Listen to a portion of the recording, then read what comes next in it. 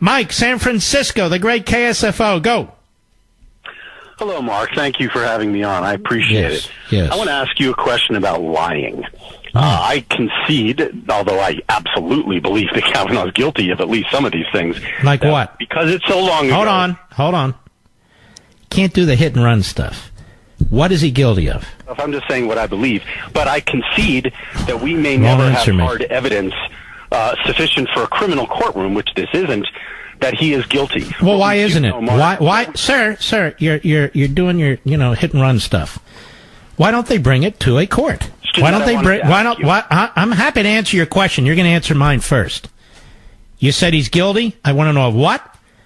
And you said it's not a court of law, and yet it could be a court of law, couldn't it? They could go to the Montgomery County Police Department, but they haven't, have they?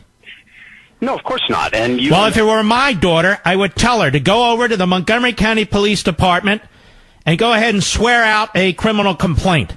And I would do that as a father and a lawyer. So how come they're not? Well, I can't tell you what is in their minds or what they will do. Yes, you can, because you're telling me what's in Kavanaugh's mind. You told me he's guilty. That's not what is in his mind. That's what's Moreover, in my mind. this isn't a matter of being in your mind. It's a process. If you honestly believe that somebody raped you or molested you or tried to do that, and there's no statute of limitations where it took place, none, well, then go swear out a criminal complaint. And for all we know, that might, or a civil complaint might happen in the future. The question I don't care about the future. I care about now when it's real and it matters. But go ahead. Ask me your tough question. Thank you. I could list for you 4, 5, 6 demonstrable lies told under oath by Judge Kavanaugh. Just give me one. Thursday. Give me one. Okay, here's one. NBC News is out today with a story. Kavanaugh on Thursday said that he had never heard of the Yale allegations until the New Yorker story by Ronan Farrow and Jane Meyer came out. NBC News is now reporting that they have texts that Kavanaugh sent to his Yale classmates before that story came out. Well, then he heard of it then, contemporaneously. How is that a lie?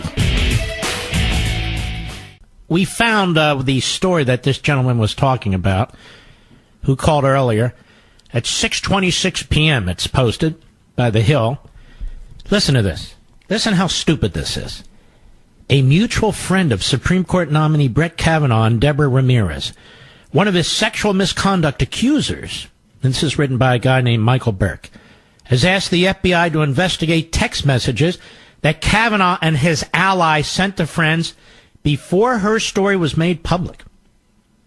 Kerry Burcham, who was at Yale when Kavanaugh is accused of exposing himself to Ramirez, emailed FBI agent J.C. McDonough, so these people are leaking now, asking the agency to review those messages as part of its reopened background investigation of Kavanaugh. NBC News reported. NBC reported that text messages between Burcham and Karen Yarosavage, a friend of Kavanaugh, suggest the high court nominee was discussing Ramirez's accusations with former classmates before the publication of a New Yorker piece about the allegations. Yarosavage reportedly said in one message that Kavanaugh tried getting her to publicly defend him. All right, 2 points. Before a story is published or broadcast, typically what happens is reporters go around and they ask questions. They ask questions. They may even have asked Kavanaugh about it. But they ask other people, and they speak to other people, and somebody could tell, say, Kavanaugh, what's going on. Kavanaugh hears about, they're going to publish a story in the New Yorker. And he asks, and I'm just taking it as it states, like, they could be dead wrong, and he says to his friend, well, I hope you'll come to my defense. You know I never did anything like that. This is utterly innocent. What they're trying to say is, well, he wouldn't have known about it but for the fact that he did what Ramirez says. That's not true. That's not true. If he heard that there was a story coming out, maybe he was contacted, maybe he wasn't. Somebody else might have been contacted. Because how else does a reporter write a story? They're asking around about Ramirez. He may text a friend. Big deal.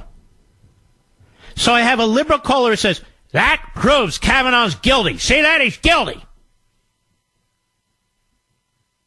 I'm telling you. Absolute insanity in the media. Interesting, isn't it? Has NBC reported on a single fact that this prosecutor put in her memo before she put it in the memo?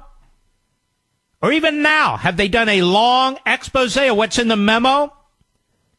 No, they have not. Why not? Why not? It's incredible. And you know what? Every single one of those senators sitting on that Senate Judiciary Committee, you know what they're thinking right now? Geez, I hope I'm never asked these questions. I hope I'm never asked these questions. Well then.